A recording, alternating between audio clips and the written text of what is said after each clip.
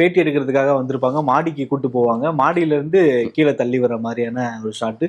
ரொம்ப அந்த மரத்தெல்லாம் உடைச்சிட்டு தான் வந்து விழுவாரு. ஃபுல்லா சிமெண்டா இருக்கும். சிமெண்ட்டுக்குள்ள விழுந்து அதுல இருந்து அந்த எந்திக்கிற ஷாட்டு. ஸோ கேட்கும் போதே கொஞ்சம் ரிஸ்கியான ஷாட்டா தான் இருக்கு. சிமெண்ட்டுக்குள்ளலாம் விழுந்து எந்திக்கணுன்றப்போ அது எவ்வளவு கம்ஃபர்டபுளா இருந்தாரு? இல்லை சார், அது தப்பு தான். இப்போ மாதிரி முட்டாள்தனமா அதெல்லாம் அழகா டூப் வச்சு லாங் ஷாட்ல எடுத்துக்கிட்டு ஒரு க்ளோஸ் அப் பண்ணியிருக்கணும். நான் வெறும் ஆர்வ கோளரா அப்போ அவரையே பண்ண சொல்றோம். அவரும் ஏன் பண்ணணும்னே கேட்கல.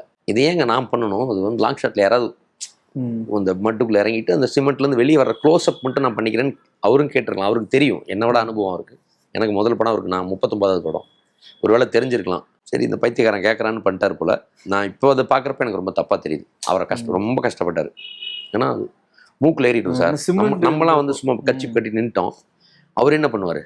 அது அவ்வளவு சிமெண்ட் இருக்கும். கிட்டத்தட்ட அவரு ஃபுல்லாவே சிமெண்ட், உடம்பே சிமெண்ட் ஃபுல்லாவே அப்படிதான் இருந்துச்சு. அதுல இருந்து அப்படியே அதுல மூக்கெல்லாம் மூஞ்செல்லாம் வேற பூசிட்டோம். ஃபுல்லாவே பூசிட்டோம். அந்த கண்ணையும் வந்து க்ளோஸ் பண்ணிட்டாரு. ஷார்ட் டைம்ல தான் திறக்கணும். அதனால கண்ணை மூடிக்கிட்டு தான் எல்லா பொசிஷன் கூட்டு போய் நிறுத்துறது, பேசுறதெல்லாம் கண்ணை மூடிட்டே கேட்டு ஆக்ஷன்ல திறக்கணும் சார்னா அப்படி பக் அப்படின்னு திறப்பாரா? அப்ப அது அவரே அறியாம அந்த எமைக்குள்ள ஏதோ ஒன்று போய் தான் இருந்திருக்கும். ஆமா, அதெல்லாம் ஒரு டெடிகேஷன் தான்.